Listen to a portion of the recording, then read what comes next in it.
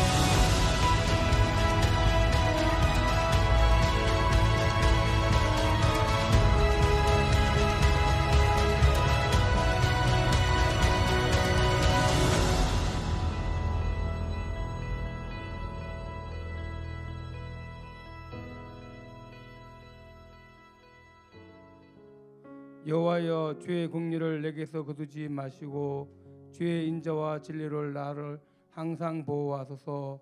수많은 재앙이 나를 둘러싸고 나의 제약이 나를 덮침으로 우러러 볼 수도 없으며 죄가 나의 머리털보다 많으므로 내가 낙심하였음이니이다. 여호와여, 은총을 베푸사 나를 구원하소서. 여호와여, 속히 나를 도우소서. 모든 이름 위에 뛰어나신 하나님, 이 시간 저희들이 하느님 앞에 나와 찬양과 경배와 영광을 돌리게 시간과 건강을 허락하여 주심을 감사드립니다. 정말 어떠한 상황과 여건 속에서도 아버지여, 이 자리를 사모하는 또 우리의 백성들이 있습니다. 그들에게도 이 자리를 사모하며 은혜의 자리, 정말 주님의 아버지 강력한 축복하심이 있는 이 자리를 사모할 수 있게 도와주시고 같이 예배드리며 같이 하나님 앞에 나올 수 있게 아버지 도와주옵소서. 정말 저희들 더욱더 지난주 말씀을 생각하며 정말 우리의 상황이, 우리의 아버지 처지가, 우리의 형편이 아버지 정말 아버지 상황이 나쁠지라도 오직 우리의 소망과 우리의 희망과 우리의 모든 것을 책임주시는 하나님만을 바라보는 우리가 되게 도와주옵소서. 주님께서는 우리에게 좋은 것을 준비하시고 반드시 축복한다는 사실을 기억하며 정말 사람을 원망하고 사람을 아버지 바라보지 말게 해주시고 오직 주만 바라보는 우리 하나님의 성도들 되게 도와주시며 주님의 강력한 축복을 받는 자들 되게 도와주옵소서. 하교회를 이곳에 세우셨사오니 더욱더 아버지 주님의 강력한 복음을 선포하는 아버지 그런 교회가 되게 도와주옵소서. 그래서 22,000 새벽의 비전을 이루는 그런 우리 하교회가 되게 도와주시며 하교회 영적 지도자인 담임 목사님과 사모님에게 강력한 영성을 덧입혀 주옵소서. 말씀의 능력과 기도의 능력과 치유의 능력을 덧입혀 주시며 정말 아버지 성도들을 바른 길로 인도하고 제자 아버지 전도 제자로 잘 양육하여 모든 성도가 성령의 충만함과 말씀의 충만함과 기도의 능력으로 주의 복음을 들고 나가 아버지 정말 아버지 주님이 예비한 영혼들을 교회로 이끌며 일꾼을 세우는 그런 교회가 되게 도와주옵소서. 저희들은 어떠한 곳에 있든지 선교적 사명과 영혼을 위해 나간 자들 되게 도와주옵소서.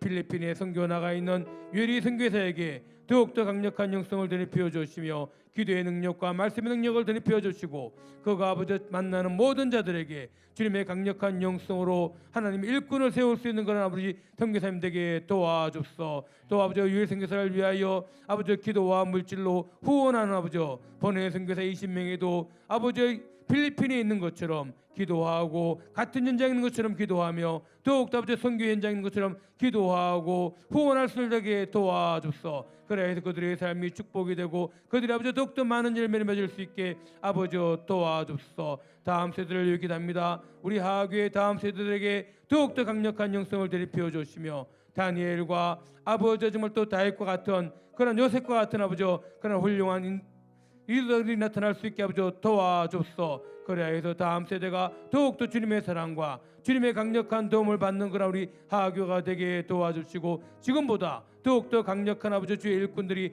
많이 나타나는 그런 교회가 되게 도와주시며 교회와 사회의 아버지 큰 리더가 되게 도와주시고 또 그들을 가르치는 셀교사에게도 더욱더 강력한 영성을 덧입혀 주시며 차세대의 리더를 키울 수 있는 그런 사명을 가지고 아버지 기도하는 마음으로 아버지 세울 수 있게 아버지 도와주소. 우리 하교회는 더욱더 아버지 주의 복음을 들고 나가며 아버지 정말 교회와 나라와 민족을 위하여 아버지 센터 처치를 감당할 수 있는 그런 교회가 되게 도와주시고 지역 교회를 끼울 수 있는 그런 교회가 되게 도와주소. 또 오늘 또 말씀을 선포하신 우리 목사님에게 더욱더 강력한 영성을 덧입혀 주시며 그 말씀에 살아 역사하여 우리들 심령과 골수를 쪼개며 저희들의 삶의 아버지 새로운 방향과 목표를 제시할 수 있는 말씀이 되게 도와줬어. 그래서 그 말씀을 또 아버지 잡고 한 주간을 더욱더 승리하며 주님의 일꾼으로 주님의 전도제자로 살아가는 자들에게 아버지 도와주시고 또 예배를 위하여 아버지 돕는 성길들에게도 축복하여 주시며 그들의 헌신과 봉사로 말미암아 이 예배가 더욱더 은혜가 되고 하나님께 상달되며 축복의 예배, 은혜의 예배, 하나님의 강력한 임재가 있는 예배가 되게 도와줬어. 이 시간도 주님께 함께할 줄 믿사오며 이 모든 말씀을 예수님 이름으로 기도드렸습니다. 아멘.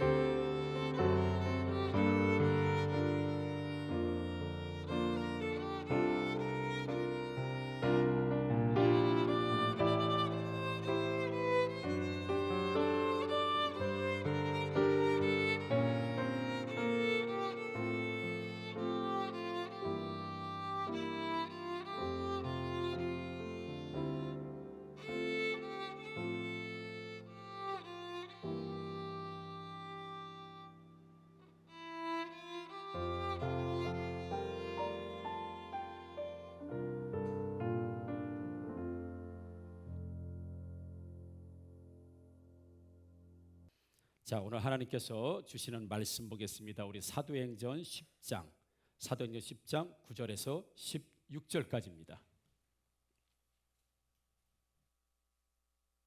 이튿날 그들이 길을 가다가 그 성에 가까이 갔을 그때 베드로가 기도하려고 지붕에 올라가니 그 시각은 제6시더라. 그가 시장하여 먹고자 하매 사람들이 준비할 때에 황홀한 중에 하늘이 열리며 한 그릇이 내려오는 것을 보니 큰 보자기 같고 내 귀를 메어 땅에 들이웠더라.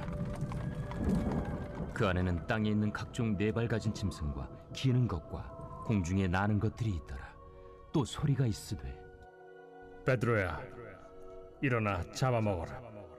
주여, 그럴 수 없나이다. 속되고 깨끗하지 아니한 것을 내가 결코 먹지 아니하였나이다. 또 두 번째 소리가 있으되 하나님께서 깨끗하게 하신 것을 네가 속되다 하지 말라. 이런 일이 세 번 있은 후 그 그릇이 곧 하늘로 올려져 가니라. 아멘. 여러분, 예배를 또 말씀을 여러분 아멘을 통해서 오늘도 전인적으로 회복의 역사가 일어나기를 우리 주님의 이름으로 축복합니다. 아멘. 네. 제가 지금 드리는 말씀은 최소한 IQ가 130 이상은 돼야 이해가 됩니다. 그래서 제 이야기가 끝나서 재밌으신 분들은 최소한 IQ가 130 이상은 되는 거고, 무슨 소리야 그러고 옆 사람 서로 쳐다보면서 의아하면 이분들은 하나님께 지혜를 달라고 구하셔야 될 분들입니다. 잘 들어보세요. 할아버지 할머니가 이제 식사를 저녁 식사를 이제 하고 있었어요. 저녁 식사를 하고 있는데 갑자기 할머니가 일어나는 거예요. 일어나가지고 주방 쪽으로 가는 거예요. 그러니까 할아버지가 어이 어디가? 아 왜요? 물 들어가요? 물 가지러 가요? 그랬더니 아 그래? 그럼 주방 가는 거야? 그러면은 저 가는 김에 냉장고에서 그 저 우유하고 아이스크림하고 같이 끓여와. 알았어요? 알았어요라고 하지 말고 적어 또 가다 잊어버리지 말고 적어. 아이고 뭐 내가 치매인 줄 알아요. 뭐 그런 거 하나 기억 못할까 봐 그래. 알았어요? 그리고 주방에 할머니가 갔다가 오면서 삶은 계란을 가지고 온 거예요. 그리고 식탁에 딱 놓으니까 할아버지가 소금은 이찬이 안 웃었어요. 지금 전혀 안 웃었어요. 전혀 안 웃었어요. 예.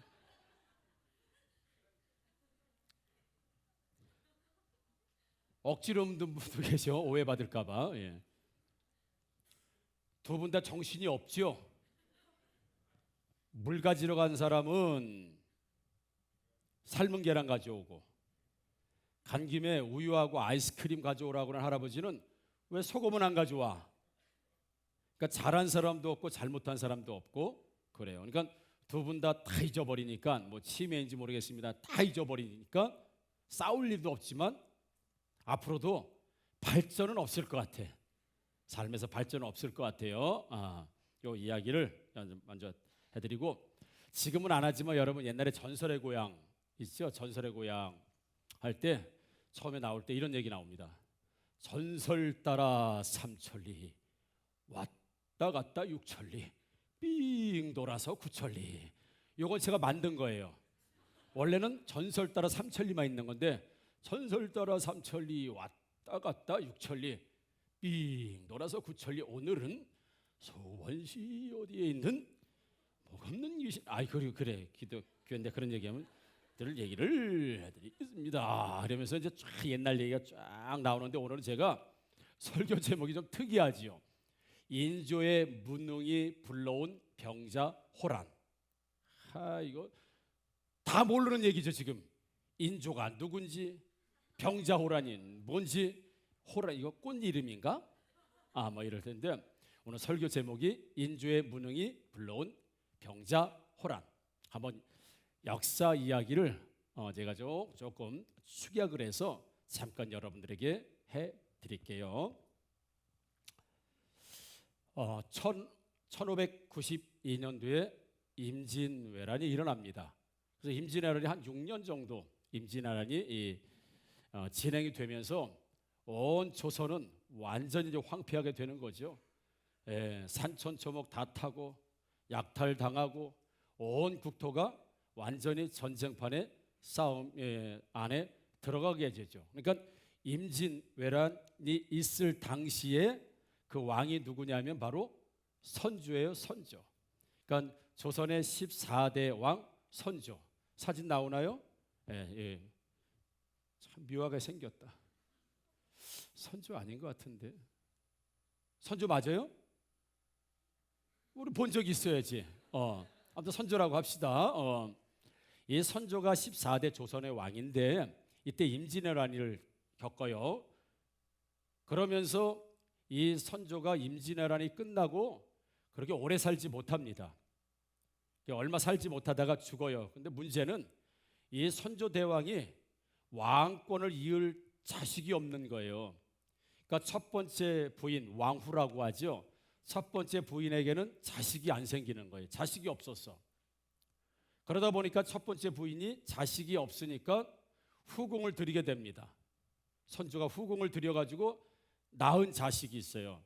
여러 이제 후궁들을 통해서 여러 자식들을 낳는데 그 중에 한 사람이 이제 광해군이라고 하는 한 사람이 이제 그 어떤 그러니까 왕위를 이어받을 만한 사람. 그래서 선조가 임진왜란 중에 다음 왕은 광해군이다라고 그렇게 이야기를 하고 사람들에게 말을 하죠. 그리고 나서는 선조는 죽기 전에 2번 결혼을 합니다. 그래서 두 번째 부인의 이름이 임목대비예요. 그러니까 왕후가 되는 거죠. 국모예요. 두 번째. 그런데 선조 왕의 두 번째 부인, 선조 왕의 두 번째 부인에게서 아들이 나와요. 그게 누구냐면 영창대군이라고 하는 아들이 나옵니다. 그러니까 이 영창대군이 진짜로 왕의 부인으로부터 낳은 아들이기 때문에 진짜 왕자야. 다음이 왕이 돼야 될 사람이야. 근데 광해군이 왕이 되고 했을 때 당시의 나이가 몇 살이냐면 영창대군이 8살이에요. 이건 뭐 이 국정을 살필 만한 그런 게 아니죠. 아무튼 그리고 선조는 죽게 됩니다. 그리고 나서 광해군이 이제 왕이 되어 조선의 15대 왕으로 이제 올라가는데 이 광해군을 밀어주는 정치 세력들이 있습니다. 우리로 말하면 뭐 국민의힘도 있고 민주당도 있고 뭐 정의당도 여러 가지 있는데 광해군을 밀어주는 후원해주는 일종의 당이 주류 세력들이 아니고 당시의 대북파라고 하는 당시의 조선은 서인, 남인이라고 하는 일종의 뭐 양당들의 어떤 정치가 잘 있는데 이 광해군을 밀어주는 이 정치 세력들은 대북파라고 하는 조그만 군소 정당에 불과했었다고요. 그런데 광해군이 왕이 되면서 이 군소 정당에 있었던 대북파 사람들이 국정을 이제 꽉 쥐어지게 되는 거죠. 왜? 자기들이 옹립하고 자기들의 사람이 왕이 됐기 때문에 이제부터는 청와대에 전부 다 들어가고 국정을 다 이제 이렇게 장악하고 이런 시대에 살아요. 그러면서 이 임진왜란에 우리 이순신 장군도 굉장히 유명하지만 광해군도 유명합니다. 임진왜란의 직접 장수로 이 광해군이 전쟁에 나가서 전쟁의 실세를 알고 전쟁의 참혹함을 알고 6년 동안에 이 전쟁이 얼마나 백성들을 힘들고 국가를 힘들고 황폐하게 하는지를 몸으로 잘 체험한 사람이에요. 물론 여러 곳에서도 승전을 거두기도 하지만, 그래서 광해군은 자기가 왕이 되고 나서는 빨리 이 피폐해진 나라를 재건해야 되겠다 해서 재건을 굉장히 열심히 재건을 하려고 합니다. 그리고 나서는 이 대북파라는 사람들뿐만 아니라 서인과 남인도 함께 이렇게 같이 처음에는 정치를 해요. 그런데 대북파라고 하는 사람, 광해군을 밀었던 사람들이 서인과 남이라고는 전부 주도 세력을 전부 다 내쳐요. 그런 과정 속에 이제 광해군이 정치를 하게 되죠. 그때 국제 정세가 어떻게 돌아가냐 하면, 중국에는 명나라가 있고, 그다음에 그 옆에는 후금이라는 나라가 있어요. 명나라가 있고 후금이라고 하는 나라가 있습니다. 이 후금이라는 나라는 나중에 청나라가 됩니다. 근데 그 국제 정세가 어떻게 돼 있냐면, 당시에 명나라는 이제 기울어가는 이제 나라고, 후금이라고 하는 도라치라고 하는 사람이 이 강력한 어떤 힘을 가지고 있는 이 후금이 이 중국을 대륙을 점점 장악하고 명나라는 죽어가고 있는 이런 국제 정세 당시에 광해군 당시에 이런 거예요. 그러니까 광해군은 지금까지 명나라를 섬기고, 또 명나라가 임진왜란 때 명나라가 도와줘서 가지고 일본을 많이 무찌릅니다. 그러니까 상당히 도움을 많이 받았어요. 그걸 광해군도 알고 선조도 알고 이후의 왕들도 다 알지요. 그러니까 후금이라는 나라와 그리고 그 명나라가 싸움을 할 때 이 명나라에서 조선의 군사를 좀 요청을 합니다. 조선을 군사를 보내달라. 우리가 지금 후금과 대치하고 있는데 조선에 군사를 보내달라라고 했을 때 광해군 때 그런 요청을 명나라부터 받아요. 그런데 광해군은 고민을 하는 거예요. 왜요? 지금까지 우리가 섬겨왔던 나라가 명나라인데 명나라에서 좀 출병 좀 해달라, 군사를 도와달라고 하는데 갈 수 없는 거예요. 왜냐하면 이 지금 나라가 완전히 황폐돼서 나라를 일으키고 황폐한 것에서 나라를 살리는 것도 지금 힘에 버거운데, 그리고 명나라까지 가서 군사를 전부 다 보내서 도와주게 되면 이 나라는 누가 지키고 어떻게 일어날 것인가. 그러니까 이 광해군은 굉장히 고민을 많이 합니다. 그러면서 출병을 해달라고 그러는 요구를 들으면서도 굉장히 고민을 많이 하는 거죠. 그리고 차일피일 미루면서 1년 가까이 이걸 미뤄요. 근데 어쩔 수 없이 이 명나라의 조선 군대를 파병을 하죠. 후금이라는 나라는 그대로 있는 상태이고, 그러면서 광해군은 이 국제 정세가 그리고 임진왜란을 겪으면서 명나라 군사들을 직접 보게 되거든요. 그동안 가장 강대국이었고 우리가 섬겼던 나라가 명나라인데, 이 명나라의 군사들과 함께 전쟁을 치르다 보니까 명나라의 군사들이 얼마나 실력이 없고 명나라의 그 어떤 국군이 다해지고 있고 명나라가 점점 국가의 운명이 다했다는 걸 이 광해군은 알아요. 그리고 후금이라는 나라가 중국 대륙에서 아주 강력하게 일어나고 있다는 사실에 대해서는 광해군은 잘 압니다. 그러니까 국제 정세에 빠삭했던 사람이에요. 그럼에도 불구하고 명나라라고 하는 나라를 무시할 수도 없고, 그렇다고 후금이라는 나라를 무시할 수도 없으니까 명나라에서 요구하는 것들 안 들어줄 수는 없으니까 들어주려고 신용만 계속 하면서, 그리고 후금이라는 나라와 좀 이렇게 유화 정책, 친화 정책, 형제 국가로, 그러니까 줄타기를 잘했던 왕이 광해군이에요. 그런데 지금 지금의 안동이라는 곳에서 한 살인 사건이 일어나게 됩니다. 그래서 이 서자들 있죠. 서자들도 벼슬에 나갈 수 있는 길을 열어달라라고 해서 지방의 서자들이 일종의 구테타를 준비하기 위해서 은을 많이 갖고 돈을 많이 가진 사람을 습격을 해요. 안동에서 7명이 습격을 해가지고 은과 돈을 많이 탈취를 합니다. 근데 살인사건을 조사하는 과정 중에서 이 7명의 서자들이 살인을 하고 습격을 하고 돈을 많이 갈취한 이유가 뭐냐면, 광해군을 몰아내고 광해군을 죽이려고 하는 역모를 꾸미기 위해서 돈이 필요해서 살인을 저질렀고 습격을 했고 부자들을 습격을 했다라고 하는 그런 자백을 받아냅니다. 물론 광해군 쪽 대북파들이 그걸 조작했을지 모르겠지만 결국에는 안동에서 큰 살인사건들이 나오는데, 그 살인사건이 광해군을 몰아내고자 하는 반대 세력들이 그 정치 자금을 모으기 위해서 일어난 사건이다. 그러니까 뭐 조선이 완전히 뒤집어진 거죠. 왜요? 대통령을 암살하려고 하는 조직이 지금 발견이 된 거예요. 그러니까 이때다 싶어서 광해군을 밀어줬던 대북파 사람들이 서인과 남인 약 한 200명 가까이를 거기서 거의 수십 명을 전부 다 참수를 시키고 나머지는 전부 유배를 보냅니다. 이때가 기회다. 왜? 역모한다는 걸 그들이 잡아냈기 때문에, 기회가 됐기 때문에 광해군을 밀었던 대북파들이 완벽하게 조선을 이제는 장악하게 되는 사건이 일어나게 돼요. 그러면서 이 대북파 사람들이 광해군에게 뭐라고 요청을 하냐면, 왕이여, 어떻게 역모를 꾸민, 그러니까 지금 광해군의 아버지가 선조인데 선조의 두 번째 아내가 바로 임목대비예요. 임목대비라는 게 왕후. 근데 이 왕후의 아버지가 광해군을 죽이는 그 살인 사건의 주범으로 밝혀진 거야. 그러니까 지금 광해군은 골치 아픈 상황이에요. 지금 나라의 국모야. 그리고 자기 아버지의 부인이야. 그리고 실제로 법적으로는 자기 어머니야.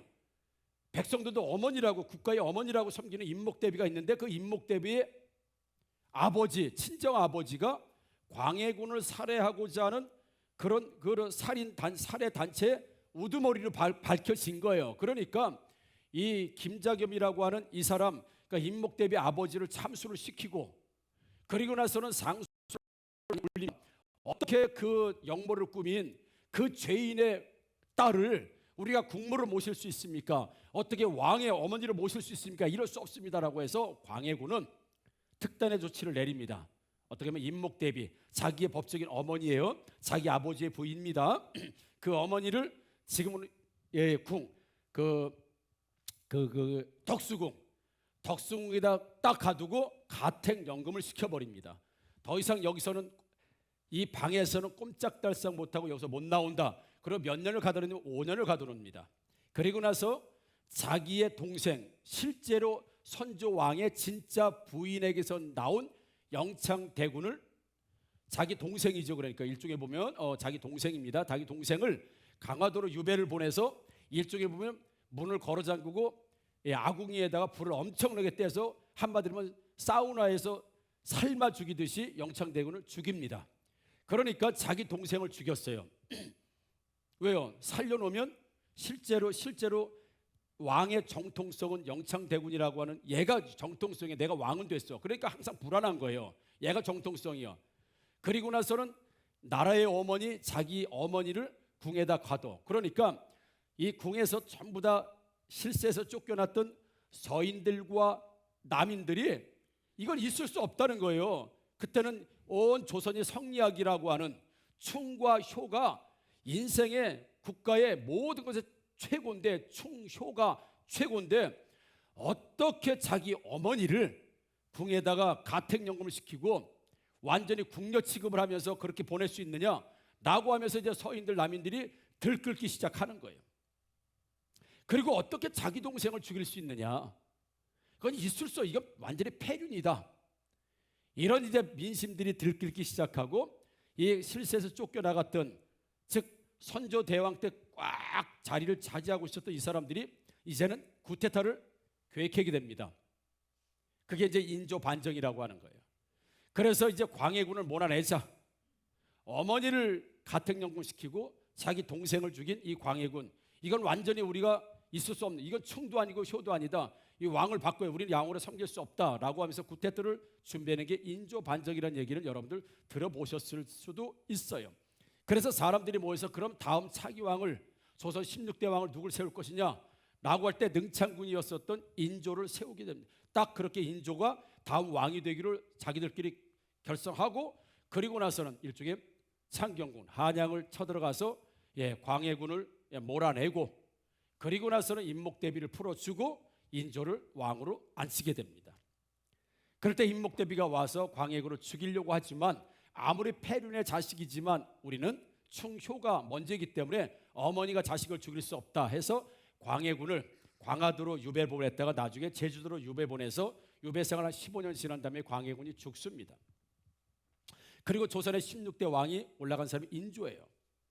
그런데 서인과 남인들, 인조의 늘 사상은 뭐냐면 명나라, 명나라, 명나라. 명나라는 부모의 나라.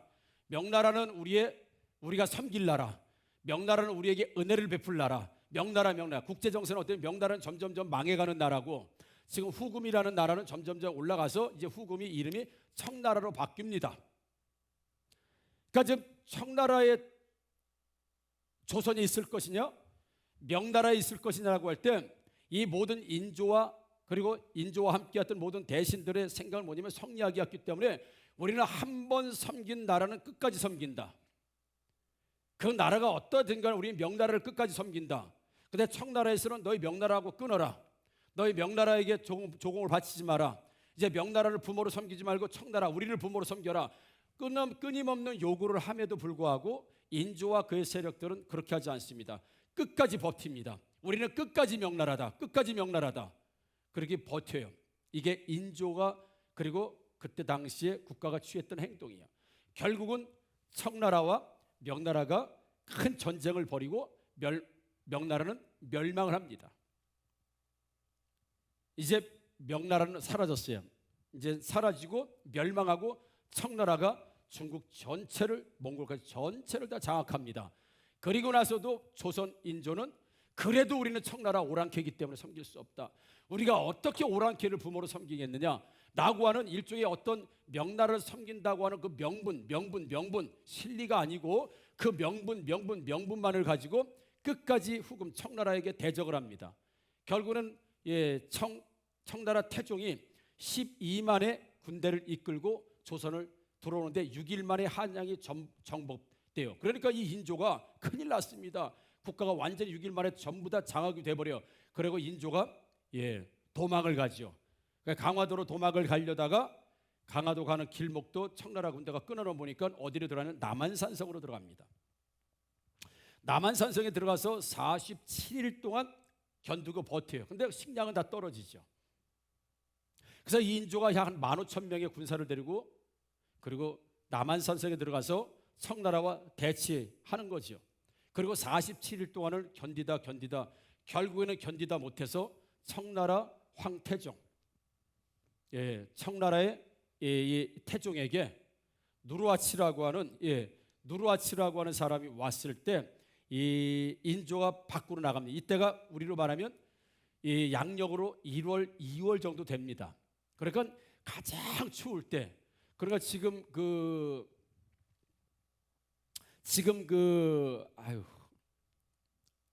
잠실 요쪽이라고 생각하시면 됩니다. 내가 갑자기 생각이 나질 않아. 그 섬 이름을 삼전도. 누가 삼전도라 그러셨어요? 잠깐만요. 삼전도. 삼전도라는 당시에는 섬이었어요. 그런데 1970년대 박정희 대통령이 강을 메꾸면서 그냥 도시가 돼버린 것, 전에는 섬이었어. 여기에 누르하치가 자기 왕의 제단을 쌓고 거기에 딱 용상에 앉은 다음에 인조 불러낸 거예요. 항복하라. 근데 항복의 조건이 있었습니다. 나에게 9번 절해야 되는 거예요. 이 조선의 16번째 왕 인조가 맨발로 한강에 와서 한강 얼어붙은 꽝꽝 얼어붙은 한강 얼음판 위에 무릎을 꿇고 3번은 이마가 땅에 대도록 절을 하고, 왜요? 정복당했으니까. 굴욕을 당하는. 그리고 6번은 머리를 조아리면서 인사를 하기로 약속이 된 거예요. 그렇지 않으면 살려주지 않겠다. 그래서 인조 왕이 나와서 이 청태종에게 얼음바닥에 신발도 신지 못하고 그 찬 얼음바닥에, 여러분 우리 대통령입니다. 나라의 조선의 왕입니다. 그 사람이 딱 대고 머리가 얼음판에 땅에 닿도록 쫙 인사를 하지 3번 하겠어요. 그럴 때 당태종이 소리칩니다. 이마가 부딪히는 소리가 나지 않는다. 그러니까 인조가 왕이 겁을 먹고 그 다음부터는 이마가 얼음판의 땅에 꽝 쿵쿵 소리가 나도록 이마를 찢었어요. 엄청난 굴복과 굴욕이죠. 한 조선의 왕인데. 차마 조선 대신들이 그 비참한 광경을 눈을 뜨고 볼 수가 없었다는 거죠. 그 모멸과 그 멸시와 그 조롱과 결국에는 인조의 이마에서 피가 흘렀다고 하잖아요. 소리가 날 때까지, 이마가 소리가 날 때까지. 그래서 9번을 바닥에다가 이마를 짓지면서 절을 했어요. 그리고 나서는 인조를 중심 시발점으로 해서 조선의 전기 후기가 완전히 나라집니다. 조선 역사에서 가장 치욕적이고 가장 모욕적이고 가장 피눈물이 나는 우리의 역사가 바로 인조왕. 그래서 후대에 그들을 이야기할 때 명분만을 붙들고 명분 우리는 명나라만 섬긴다, 우리는 성리학이다, 명분, 국제 질서가 전혀 지금 어떻게 돌아가는지, 명나라가 지금 망해가고 청나라가 올라옴에도 불구하고 우리는 청나라가 끝까지 싸우고 명나라 끝까지 섬길 거야라고 하는 명분만 붙들고 실제적으로 움직이지 못하고 외교에 실패하고, 그러다 보니까 이 인조의 아들 소현세자는 청나라로 인질로 붙잡혀갑니다. 그리고 조선의 많은 처녀들과 여자들이 청나라에 붙들려가서 성노예로 삽니다. 놀이객감 성노예로 살다가 10수년이 지난 다음에 조선으로 다시 보내줬을 때 조선에서는 그들을 창녀라고, 자기 부인인데도 자기 딸인데도 창녀 노름했다고 그들을 전혀 받아주지 않습니다. 누구 때문에 그랬는데? 인조 때문에 그랬는데. 당시의 명분이라고 하는 국제 질서가 어떻게 돌아가고 국제 정세가 어떻게 돌아가고 세상 판도가 전혀 어떻게 돌아가는지 전혀 모르는 정말 운물 안의 개구리처럼 우리는 이거야 실제 이익도 전혀 없는 그거 명분이라는 것만 붙들고 살았던 이런 미련한 왕, 전혀 국제 정세에 눈을 뜨지 못하고 바깥 세상이 어떻게 돌아가는지 전혀 모르고 내가 배운 대로만, 내가 아는 대로만, 내가 경험한 대로만 평생토록 그렇게 살기를 원했던 인조와 많은 사람들이 결국은 조선의 왕 중에 가장 무능한 왕 인조, 가장 무능했던 정부 그 시대, 가장 백성들이 피폐하고 궁핍하고 가장 조롱이고 성놀이개로 가장 많이 쓰임받았던 시대가 바로 인조 시대예요. 왜요? 명분이라고 하는 실제적으로 움직이지 못하고 활동력이 없는 그런 어떤 사상에만 사로잡힌 이런 모습 때문에 그렇다는 거예요. 자, 역사적인 설명 여기까지만 하고, 여러분 유대인 중에서도 이 인조 같은 사람이 있었어요. 오늘 본문에 등장하는 베드로입니다. 내가 이걸 설명하기 위해서 가장 조선에 무능했던 왕 인조를 잠시 여러분들에게 설명을 드린 거예요. 이 베드로가 하나님을 만나고 예수 그리스도 앞에 그렇게 양육과 훈련을 받았음에도 불구하고 그에게는 틀에 박힌 바뀌지 않는 하나의 의식이 있었어요. 오늘 말씀해 보니까 13절에 이렇게 나옵니다. 자, 하나님께서 이 베드로가 막 지금 60 그러니까 오전 12시에 기도 시간이 되어서 기도하려고 하나님께 기도하는데 환상이 쫙 열면서 환상이 보이는데 항아리 같기도 하고 보자기 같기도 한 네 구태기가 줄에 쫙 매달려서 웬 보자기 항아리 같은 게 쫙 내려오는데 거기에 동물들이 있는 거예요. 짐승이 있는 거예요. 네 발 달린 짐승들이 있는 거예요. 근데 하나님께서 잡아먹어라 이렇게 베드로에게 이야기하니까 베드로가 안 됩니다. 우리 율법에는 이런 가시간 짐승들을 못 먹게 되어 있습니다. 안 먹습니다. 그리고 환상이 또 없다. 두 번째 또 그 보자기 같은 것이 또 짐승을 가득 싣고 또 하늘에서 내려옵니다. 그래 잡아먹어라. 못 잡아먹습니다. 우리 율법에는 이걸 못 먹게 되어 있습니다. 우리 율법에는 안 먹습니다. 나는 평생 이런 걸 먹어본 적이 없습니다. 3번을 똑같은 일을 경험합니다. 그런데 하나님이 야단치시죠. 내가 깨끗하게 한 것을 내가 왜 더럽다고 하면서 먹지 못하느냐 라고 하면서 베드로를 야단을 치십니다. 하나님께서 13절에 또 소리가 이르되 베드로야 일어나 잡아먹으라 하거늘 14절 베드로가 이르되 주여 그럴 수 없나이다. 속되고 깨끗하지 아니한 것을 내가 결코 먹지 아니하였나이다. 이것이 베드로가 지금까지 가져왔던 신앙의 근본이에요. 나는 더러운 걸 먹지 않는다. 나는 율법에 위배되는 걸 먹지 않는다. 나는 돼지고기를 먹지 않는다. 나는 비늘이 없는 걸 먹지 않는다. 전부 다 이런 거예요. 그래서 이것이 지금 하나님과 3번 동안 마찰을 일으킨 이유가 이게 베드로의 지금까지 신앙의 근본이었고, 이것이 베드로의 행동의 지침이었고, 이것이 베드로의 확고한 신념이었어요. 확고한 신념. 그런데 사랑하는 성도 여러분, 오늘 베드로가 이 환상을 본 사도행전 10장 이전에, 환상 사건 이전에 어떤 일이 있었냐면 사도행전 1장 8절에 예수님께서 승천하시면서 그들에게 이런 명령을 하시죠. 오직 성령이 너에게 임하시면 너희가 권능을 받고 예루살렘과 온 유대와 사마리아와 땅끝까지로 내 증인이 되리라 하시니라, 이렇게 말씀하시고, 너희에게 성령이 임할 것이다.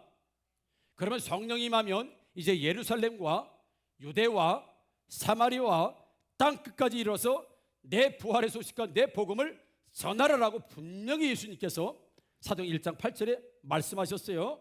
그리고 나서는 그 이후에 사도행전 2장 1절과 4절에 이렇게 말씀합니다. 오순절 날이 이미 이름에 그들이 다 같이 한 곳에 모였더니 호련히 하늘로부터 급하고 강한 바람 같은 소리가 있어 그들이 앉은 온 집에 가득하며 마치 불의 혀같이 갈라지는 것들이 그들에게 보여 각 사람 위에 하나씩 임하여 있더니 그들이 다 성령의 충만함을 받고 성령의 말하게 하심을 따라 다른 언어들로 말하기를 시작하니라, 이렇게 말씀합니다. 예수님께서 성령이 임하면 너희가 성령을 받고 예루살렘에 머물지 말고 예루살렘과 유대와 사마리아 땅끝까지 일어나서 내 증인이 되고 복음을 전하라, 예수님 말씀하시고, 그 이후에 이 초대교회 성도들에게, 예수님의 제자들에게 성령이 충만하게 임합니다. 자, 그러면 예수님 말씀하신 대로 되면 성령이 충만히 임하고 성령이 너희가 임하고 너희가 권능을 받았으면 어떻게 해야 돼? 그 다음엔 예루살렘과 유대와 사마리아 땅끝까지 가야 되는데, 여전히 사도행전 10장까지 이들은 예수님이 말씀하시고 성령이 임했음에도 불구하고 그대로 예루살렘에 머물러 있으면서 나는 속된 것을 먹을 수 없습니다. 나는 가증한 것을 먹을 수 없습니다. 나는 한 번도 먹어본 적이 없습니다라고 하는 그런 어떤 율법에 꽉 사로잡혀서 영적으로 하나님께서 주시는 지시를 잘 알지 못했다는 겁니다. 참고로 사도행전 1장부터 오늘 10장까지 있었던 일을 여러분 잠깐 말씀을, 사도행전 1장부터 오늘 본문까지 어떤 일이 있었냐면, 여러분 가룟 유다 목매달아 죽지요. 그리고 유다 대신에 다른 사도를 뽑습니다. 마띠아를 12 제자 중에 한 사람으로 선출합니다. 또 하나, 베드로의 설교로 3,000명이 세례를 받고 교회를 모이기 시작했습니다. 그리고 교회에서 공동체의 삶이 사도행전 이전에 서로 유무상통하고 서로 도와주고 모이기에 힘쓰고 서로 성도들의 삶, 즉 교회가 형성되는 모습을 사도행전 2장에서 보여주죠. 그리고 나서는 교회를 분열시키고 사도들에게 거짓말하고 성령을 회방한 아나니와 삽비라가 죽음을 맞이합니다. 그리고 나서는 7 집사를 세워서 사도들은 기도와 말씀 전하는 게 전무하고 교회 모든 구제와 행정 모든 것들은 7 집사들이 맡아서 했다는 것이 나오고요. 그리고 사울은 예수 믿는 사람과 교회를 핍박하고자 사울은 그 공문을 가지고 교회를 핍박하기에 가지요. 그리고 오늘 사건이 나오는 거예요. 그러니까 사도행전 1장부터 오늘 사건까지는요, 하나님께서 자꾸 뭘 만드시냐면 교회를 지금 만들고 가시는 과정, 7 집사를 세우고 마띠아를 세우고 회개한 사람들이 교회에 모이고 또 모여서 예배드리고 또 셀가정 모임을 하고, 지금 이 베드로가 있었던 일련의 과정, 여기까지 일련의 과정들이 어떤 일이 있었냐면 전부 교회 공동체 하나씩 교회 공동체가 만들어지고 또 세워지고 교회가 만들어지는 이런 과정 속에서 왔음에도 불구하고, 예루살렘의 교회가 든든하게 세워졌음에도 불구하고 지금도 여전히 베드로와 사도들과 사람들은 예루살렘에 머물러 있다는 거. 왜? 율법이 그랬고 가치가 그랬고 여전히 성령이 임하고 교회가 세워졌음에도 불구하고 이방을 향해서 나가지 못하고 여전히 구원받는 백성들은 이스라엘 백성들이고 여전히 복음은 예루살렘에만 있는 것이고 여전히 복음은 자신 민족에게만 있다고 하는 사실에 벗어나지 못하고 성령의 충만이 임했음에도 불구하고 그렇게 하고 있는 거예요. 지금 초대교회와 베드로와 사도들이. 그 시간에 하나님은 어떤 일을 하셨는지 아세요? 사도행전 우리 10장 30절 31절에 하나님이 고넬료에게 하나님 말씀하십니다. 고넬료에게 이르되 내가 나흘 전 이맘때, 자, 고넬료가 우리 고넬료가 베드로를 만난 후에 베드로가 도대체 나를 왜 초청했느냐라고 물어보니까 고넬료가 베드로에게 이런 얘기를 합니다. 고넬료가 이르되 내가 나흘 전 이맘때까지 이 집에서 제9시 기도를 하는데 갑자기 한 사람이 빛난 옷을 입고 내 앞에 서서 말하되 고넬료야, 하나님이 내 기도를 들으시고 내 구제를 기억하셨으니 이랬다는, 며칠 전에 4일 전에, 여러분 4일 전이면 베드로가 더러워서 안 먹습니다, 가증한 거 안 먹습니다, 나는 그런 일 안 합니다라고 율법과 사고방식과 명분과 이거에 꽉 사로잡혀서 예루살렘을 떠나지 못하고 그자를 떠나지 못하고 있을 때 하나님께서 지금 고넬료에게 뭐라고 말씀을, 고넬료야, 내 기도가 내게 응답되고 내 구제가 내 응답되고, 고넬료야, 하나님은 지금 이방 사람 고넬료를 만나고 그가 지금 복음을 받아들이고 복음을 받을 준비가 되어 있고 그가 지금 하나님을 만나고 있어. 이방인들이 지금 하나님을 만나고 있어요. 지금 하나님 만나고 있습니다. 근데 지금 베드로와 유대인들과 사도들은요, 끊임없이 유대 전통, 끊임없이 율법, 끊임없이 예루살렘에만 있으면서 우리는 더러운 것들 안 먹습니다, 지저분한 거 안 먹습니다, 우리는 절대 그렇게 해본 적이 없습니다라고 여기에 꽁꽁 명분에 묶여 있는 거야. 하나님은 지금 역사하고 계시는데, 누구에게? 고넬료에게 역사하고 계시는데, 이미 고넬료는 하나님 누구시죠? 이미 하나님 믿는 사람이 됐어요. 이미 복음이 들어간 사람이 됐어요. 이미 구제를 하고 있고 이미 하나님 말씀을 듣고 이미 기도 생활을 하고 있는 사람이 있음에도 불구하고 정작 성령 충만 받고 움직이게 될 베드로와 초대교회는 전혀 움직이지 않고 예루살렘에만, 유대도 안 나가고 사마리아도 안 나가고 땅 끝으로 가지 않는 이런 모습을 지금 동시사건으로 보여주고 있는 거예요. 사랑하는 성도 여러분, 우리가 교회 안에만 머무를 때, 내가 신앙 안에만 좋다고 할 때, 내가 교회 안에서만 우리의 모든 신앙이 드러나고 우리가 교회 안에서만 일할 때 하나님께서는 곳곳마다 고넬료를 준비하시고 루디아를 준비하고 계신다는 사실을 믿으시기를 주님의 이름으로 축복합니다. 누가 고넬료를 만날 수 있어요? 누가 루디아를 만날 수 있습니까? 사도행전 10장 28절에 이 베드로가 변화된 사건을 이야기합니다. 이르되 유대인으로서 이방인과 교제하며 가까이 하는 것이 위법인 줄은 너희도 알거니와, 지금까지는 자기들이 그렇게 생각했다는 거예요. 지금까지 이방인 만나고 이방인 교제하고 그들에게 복음을 전하고 그들과 상종하는 것이 우리 율법의 위법이 되는 줄은 나도 알고 너희들도 알거니와, 하나님께서 내게 지시하사 아무도 속되다 하거나 깨끗하지 않다 하지 말라 하시기로 내가 이방인 고넬료 너에게 왔다라고 지금 베드로가 말하는 거예요. 그러니까 베드로의 이제 가치가 지금 바뀐 거예요. 이 율법, 명분, 유대인, 예루살렘이라고 하는 고정관념이 꽉 사로잡혀서 나는 여기만 돼, 나는 여기까지야, 나는 이거면 충분해라고 하는데 하나님이 그 생각을 완전히 바꾸는 거예요. 가서 보니까 이방인도 예수 믿고 있어. 이방인도 지금 복음을 받아들이고 있어. 이미 하나님께서 일하고 계시는데 베드로만 들어와서 안 갑니다. 누가 고넬료를 만날 거예요?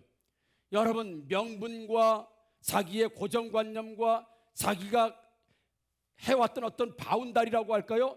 요 안에서만, 평생 요 안에서만 머무는 사람은 평생 고넬료를 만날 수 없고 루디아를 만날 수 없고 하나님의 역사하심의 현장들을 절대로 경험할 수 없다는 사실을 여러분 믿으시기를 주님의 이름으로 축복합니다. 여러분, 범죄도시 1편 보신 분들은 혹시 기억나실지 몰라. 그 빡빡 있죠, 빡빡. 이름이 누구죠? 빡빡. 예? 장이수. 그죠? 뭐 보신 분들은 뭐 몰라도 괜찮고, 우리는 예수님 이름과 12제자 이름만 알면 돼. 장이수가 장첸이라고 하는 이 아주 깡패 두목이죠. 이 조폭 두목이 오락실을 접수하러 옵니다. 오락실 안에 있고, 그리고 나서 이 오락실은 장이수가 관리하는 오락실이야. 장이수가 딱 왔는데 장첸의 부하인데 이름이 생각나지 않아. 그 왜 카페 룸사롱 그 와이프 남편인데 이름은 뭐 몰라도 돼. 딱 그래서 오락실 앞에 장희수하고 이 남자하고 딱 대치합니다. 그러면서 장희수가 그러지, 제가 뭐 말이 어느래도 이해하세요? 네가 팔다리 자른 놈들이 니들이야? 딱 장희수가 그 남자 보고 안에 장체는 안에 들어가 있고, 니들이 팔다리 자른 놈들이 니들이야? 그래, 죽고 싶어? 이제 장희수가 그랬습니다. 그랬더니 장첸 부하가 뭐라 그러면, 이 병신 같은 것이 세상이 어떻게 돌아가는지도 좀 모르고, 이 병신 같은 게 지금 세상이 어떻게 돌아가는지도 몰라? 그리고 장희수는 오락실 안에 들어가서 이제는 장첸 만나고 그다음에 꼬리를 팍 내리고 나오죠. 거기서 얘기합니다. 이 병신 같은 지금 세상이 어떻게 돌아가는지 모르고, 네가 지금 왕이자 네가 장첸이 누군지 몰라? 세상이 어떻게 돌아가는지 이 병신 같은 게.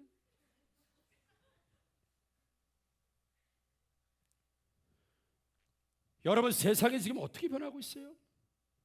말세다.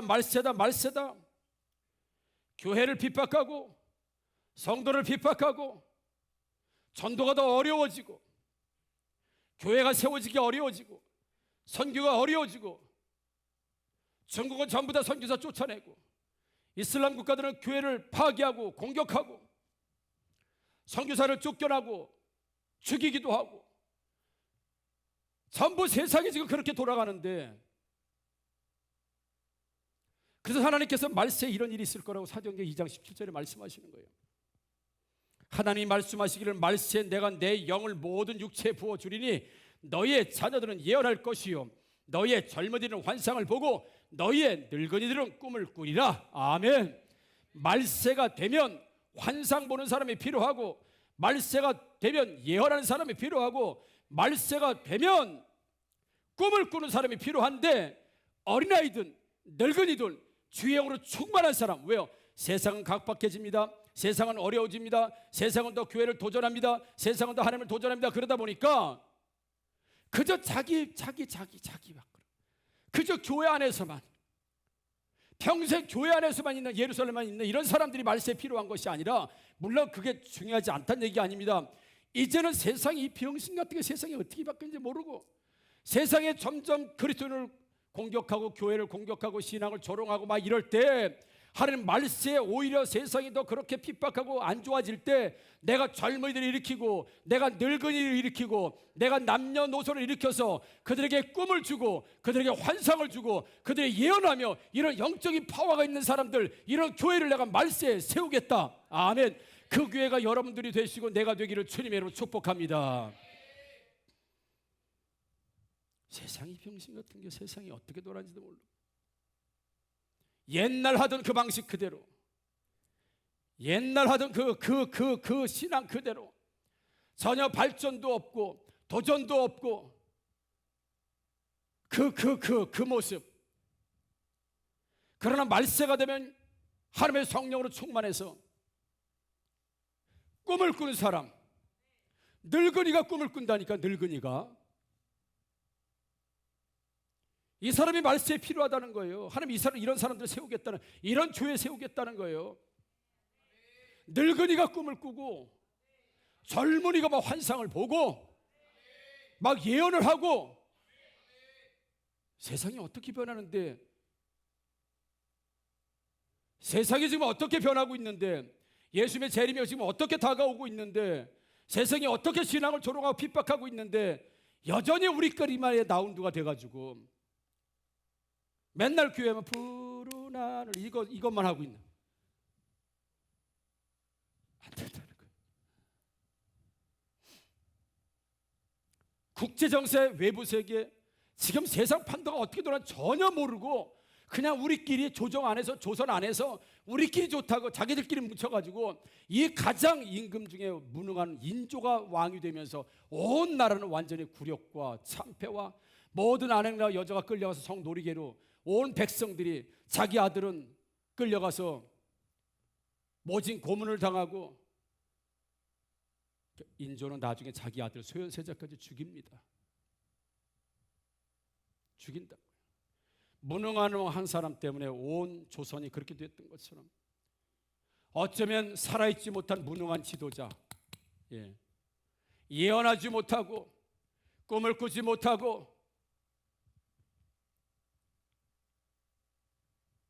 이런 지도자가 지금 세상의 불신자가 어떻게 하나님은 세상의 불신자를 구원하려고 여기저기에서 고넬료를 지금 만들어주시고 고넬료를 준비하고 계신데 오히려 교회가 교회 안에서만 교회 밖으로 한 번도 못 나가보고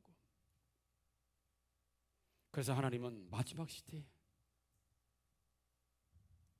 예언을 하고 환상을 보고 하나님 나라의 비전에 대한 예언을 하고 하나님 나라의 비전에 대한 환상을 보고 하나님 나라의 비전을 보는 꿈을 꾸는 자들을 일으키셔서 베드로를 일으키셔서 네가 속되고 더럽다고 한 그 고넬료가 이미 예수 믿기로 준비되어 있고 이미 하나님을 알고 있고 너보다 구제 더 잘하고 너보다 기도 더 많이 한 이 네가 더럽다고 하는 고넬료가 여기에 준비되어 있다는 사실을 베드로가 보고 깨닫고 그 다음부터는 예루살렘을 떠나서 온 사도들이 유대와 사마리아와 땅끝까지 갔다는 사실을 여러분 다시 한번 믿으시기를 주님의 이름으로 축복합니다.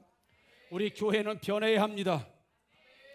다시 한번 우리 교회는 변해야 합니다. 여러분 10년 전에 좋았다고 지금도 좋은 거 아닙니다. 여러 교회들이 교회 탐방 온다고 우리 교회가 뭐 대단한 것처럼 아닙니다. 우리 교회보다 훨씬 잘하고 훨씬 잘 나가고 훨씬 생명력 있고 훨씬 좋은 교회가 훨씬 많고 저도 마찬가지 저보다도 뛰어난 목회자 준비된 목회자 많이 있습니다. 결단코 살아서 저와 여러분들 이 정도면 됐어. 야 개척 우리 안방에서 개척해서 12년 만에 이런 교회 7, 8년 만에 건축가 이런 교회가 어디서 여러분 우리가 자만에 빠지거나 그다음에 우리는 인조가 될 수밖에 없고요. 우리는 서인과 남이 되어서 병신 같은 게 세상이 지금 어떻게 돌아가는지도 모르고 게으름에서 탈피해야 하고 여러분 무기력에서 탈피해야 되고 작년에 그 모습, 재작년에 그 모습, 3년 전에 그 모습, 10년 전에 그 모습 못 나오고 여전히 그냥 그 모습으로 세상이 어떻게 변하고 있는데 그래서 하나님은 지금도 꿈꾸는 교회, 환상을 보는 교회, 예언하라는 얘기가 아니라 그 하나님 나라의 비전으로 여전히 지금도 달려가는 교회, 고정관념을 내려놓고 자기의 습관을 내려놓고 자기의 가치를 내려놓고 하나님 나라를 세우고자 하는 베드로가 변하기 시작하면서 교회가 변하고 예루살렘 교회가 핍박이 있으면서 온 세상에 디아스포라를 만들고 나갔던 것처럼 제가 도날드 컨퍼런스 2012년도 가서 정말 놀란 게 하나 있습니다. 정말 놀랐습니다. 당시에 12,000명이 모였는데 부산 백스교회 12,000명이 모였는데 와 어마어마 그 열기 그 은혜 대부분 목사님들 사모님들이에요. 대부분 제가 거기서 정말 충격받았습니다.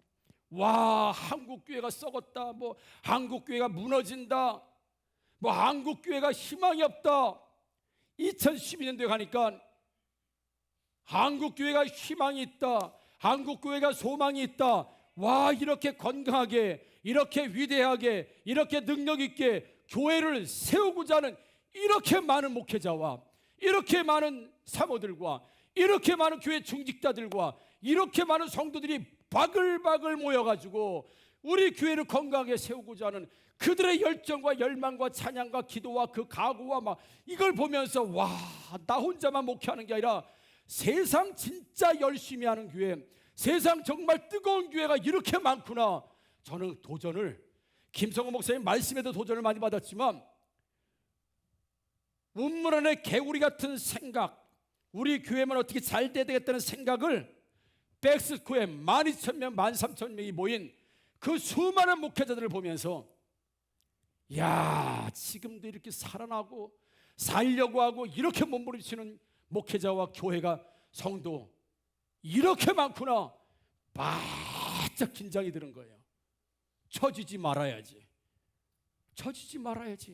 이렇게 하나님 뜻대로 세보려고 하는 교회들이 이렇게 많은데 와 한국교회 소망이 있다 한국교회 희망이 있다 매해마다 10,000명씩 5천, 9,000명씩 10,000명씩 몰려들면서 그 교회를 세워보겠다고 하는 그 목회자들과 성도들의 그 열정을 보면서 한국 교회는 절대 쓰러지지 않는다. 마지막 시대가 돼도 이 교회를 통해서 하나님은 환상을 주실 것이고 꿈을 주실 것이고, 야, 예언을 주시겠다. 하나님 이 많은 열정의 교회들 중에 우리 교회도 이제 개척한 지 불과 6개월도 안 됐지만 우리 교회도 하나님 이 사명과 이 비전 잃어버리지 않게 하여 주시옵소서. 주시옵소서. 주시옵소서. 여러분, 지금까지도 그때 받았던 충격들, 그때 받았던 도전이 지금도 있습니다. 그러니까 저는 지금까지 오면서 어떻게 하면 양육을 잘할까? 어떻게 하면 세계 비전을 이룰까? 어떻게 하면 교회를 세울까? 맨 그런 거 생각이에요. 뭐 여러분들도 그러겠지만 어떻게 하면 그러니까 심지어는 여러분 그냥 먹는 과자 있죠, 과자 이거 필리핀 가니까 수도 없이 먹었어. 수도 없이. 우리 교회도 이거 많이 먹었어. 근데 이번에 회복 캠프 할 때 목사님 먹으라고 줬어. 딱 보는 순간 여러분 뭐라고 보여요? 내 눈에 기도라고 보는 기도.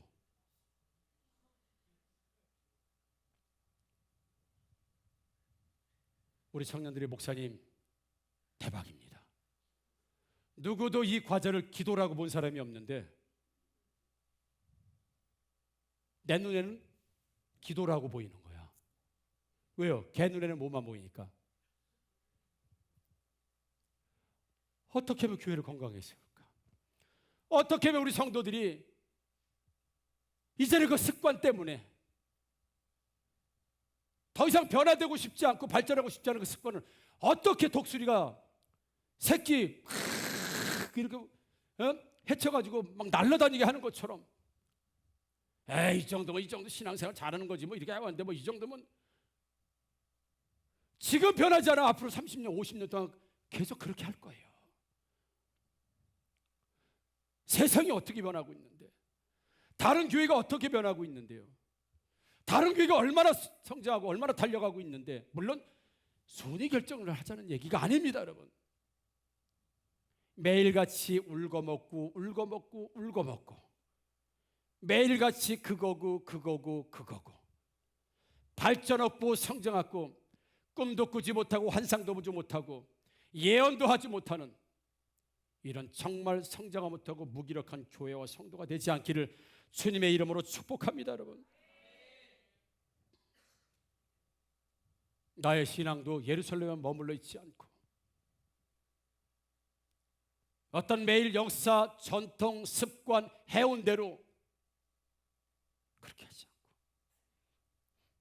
그래서 설교학 박사 목사님이 설교하실 때 지난주와 똑같은 설교를 하지 않기 위해서 정 안 되면 안경을 썼다 벗었다, 지난주에 안경을 썼으면 이번 주에 안경을 벗고, 지난주에 안경을 벗었으면 이번 주에 안경을 쓰고, 지난주에 가르마를 이쪽으로 탔으면 이번 주에 이쪽으로 타보고, 그 예를 드는 거예요. 본인이 그렇게 하시기도 하고, 항상 똑같은 예배, 항상 똑같은 시간에 교회에 오는 거, 항상 5분 늦고, 항상 10분 늦고, 항상 15분 늦고, 항상 그 시간, 항상 그 자리, 앞으로 한번 나와보지 못하고 항상 그 자리, 항상 꼭 거기. 안 된다는 거예요. 그러니까 지선 청년, 나 앞자리 앉아서 다음에 뒷자리 앉아, 이런 거 말고 더 발전하고 더 성장하고 더 변화되지 못하고 늘 그 자리, 늘 그 시간, 늘 그 스타일, 늘 그 모습. 저 사람은 참 한결같이 성장 못해요. 그거 말고요, 여러분. 그래서 그 목사님 얘기를 듣고 나도 다음에는 반바지에 멜빵 바지를 입고 나올까. 저는 주일학교 설교하면서 옷 많이 찢었습니다. 아이들 설교하느냐고. 사모가 알죠. 양복도 몇 개, 와이셔츠도 몇 개, 얼굴에도 뭘 칠하기 나오기도 하고 별짓을 다 했습니다. 왜? 아이들 설교하려고.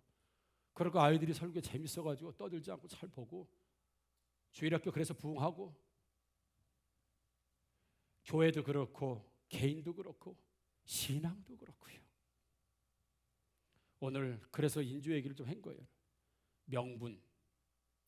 이 병신 같은 게 세상이 어떻게 변하는지도 전혀 세상이 완악해지는데도 전혀 우리는 예언하지 못하고 꿈을 꾸지 못하고 환상을 보지 못하는, 늘 교회 안에서만 습관적으로 원래 그 모습으로 그냥 누가 뭐라는 사람 없으니까 안 돼요. 여러분. 다음에 교회 오실 때 립스틱 빨간 거 있으면 다음 주에 보라색 하고 와요. 다음에 노란색도 해보고 해봐요. 나 오늘 눈썹 그리고 나왔어요.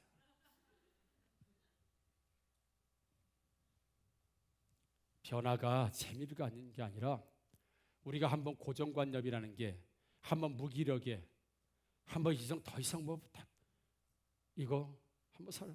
우리 하이밍 간사님 이번에 더블 안 하잖아요. 수년 동안 해요. 요즘 해요? 못 들어봐.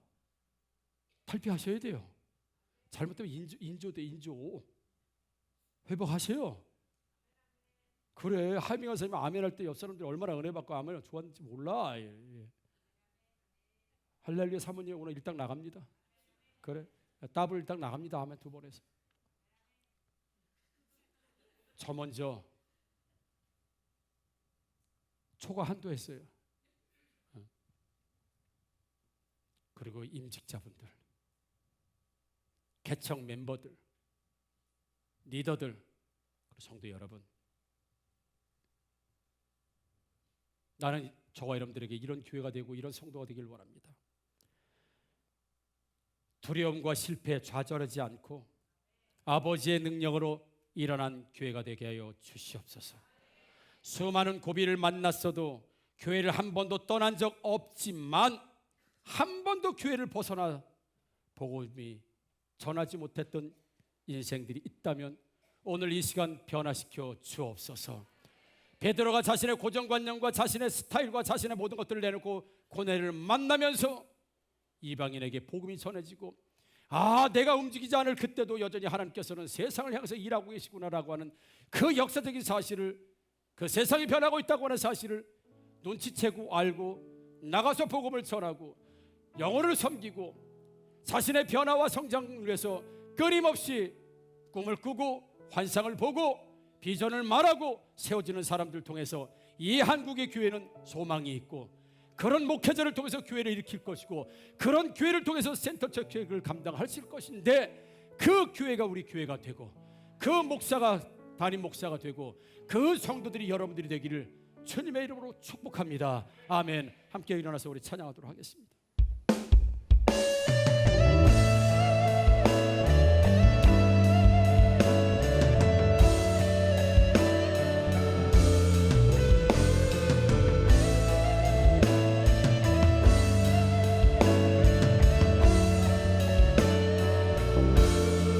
교회여 일어나라. 주께서 부르시니 두려움과 실패 내려놓고 교회여 일어나라. 교회여 일어나라. 주께서 보내시니 우리 부르신 삶의 자리에서 교회여 일어나. 우리 세상의 빛, 하나님의 편지, 주의 교회를 통해 세상이 주를 버리라. 일어나라. 아버지 사랑으로, 아버지 능력으로 서로 하나 되어 그 빛을 비추라. 노래하라. 아버지의 사랑을, 아버지의 크심을 이 삶의 노래로 주님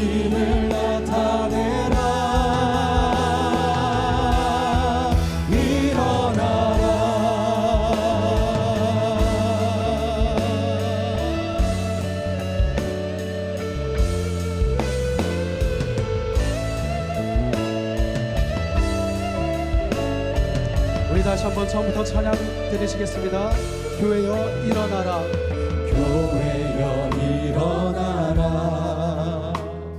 주께서 부르시니 두려움과 실패 내려놓고 교회여 일어나라. 교회여 일어나라.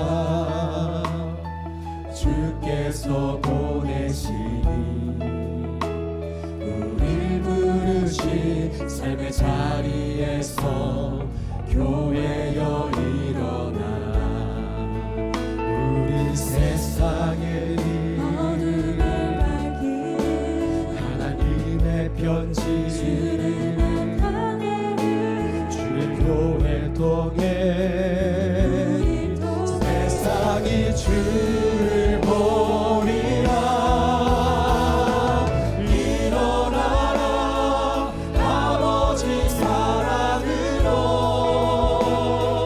아버지 능력으로 서로 하나 되어 그 빛을 비추라.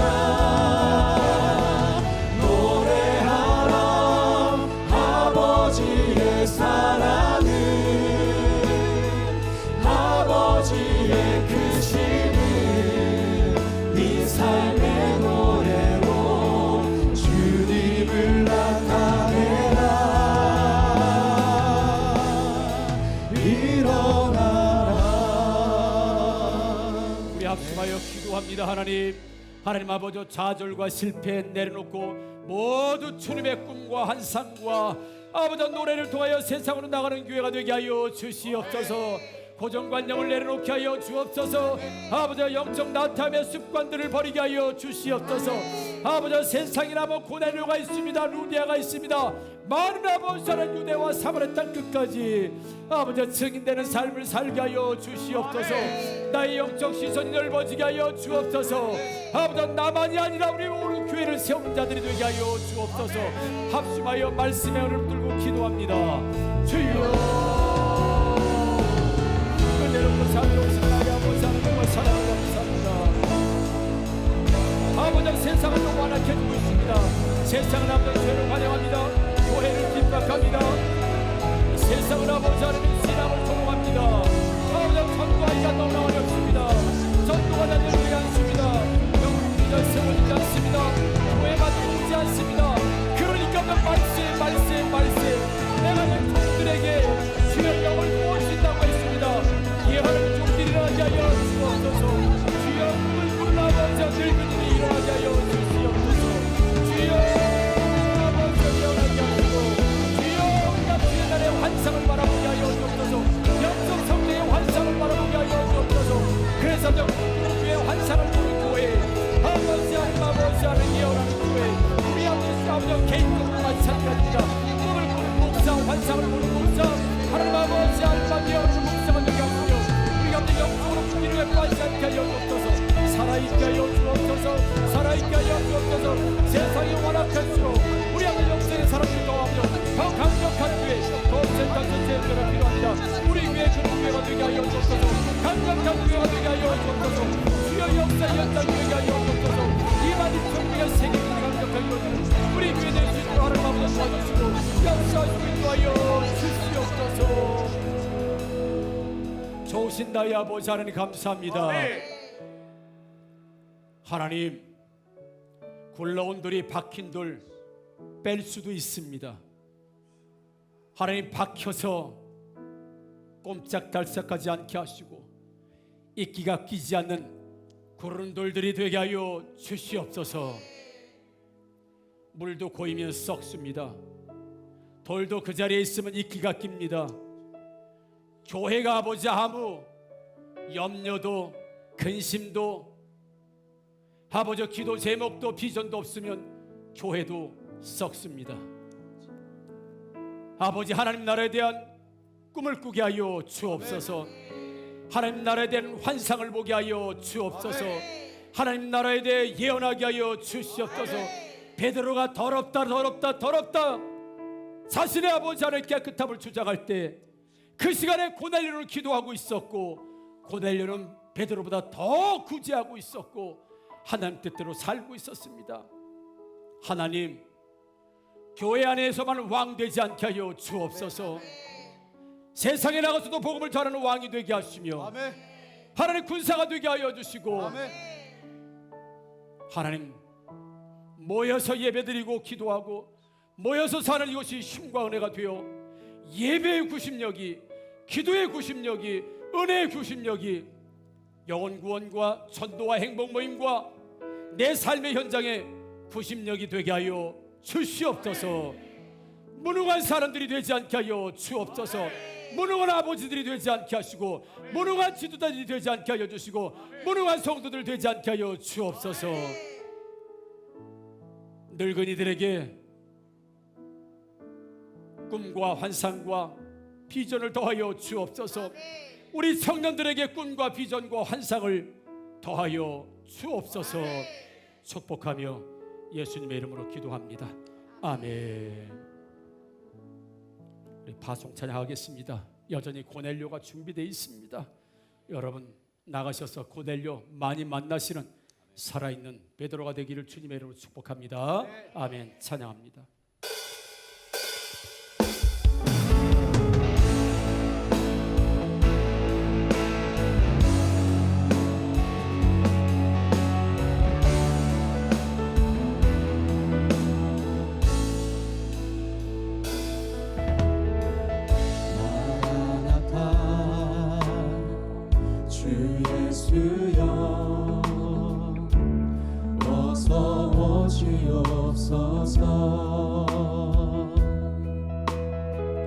땅의 모든 끝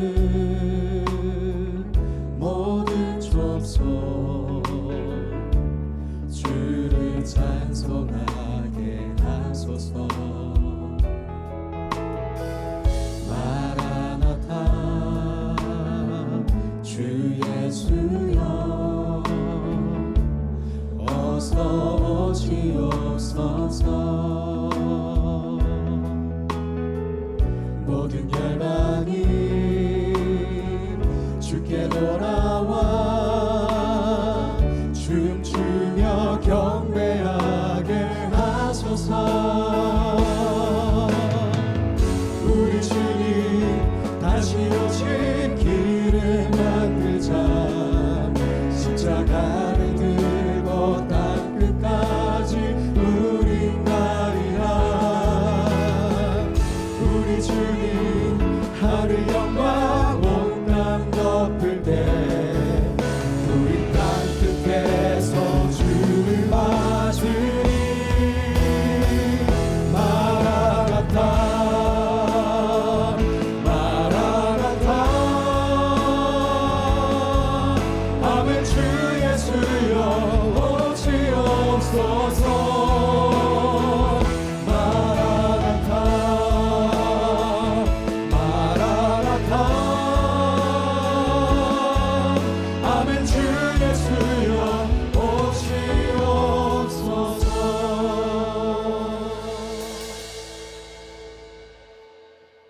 지금은 우리 주 예수 그리스도의 은혜와 하나님의 무한하시고 지극하신 사랑하심과 성령님의 내주하시고 역사하시고 교통하심이 예전 모습 그대로, 예전 습관 그대로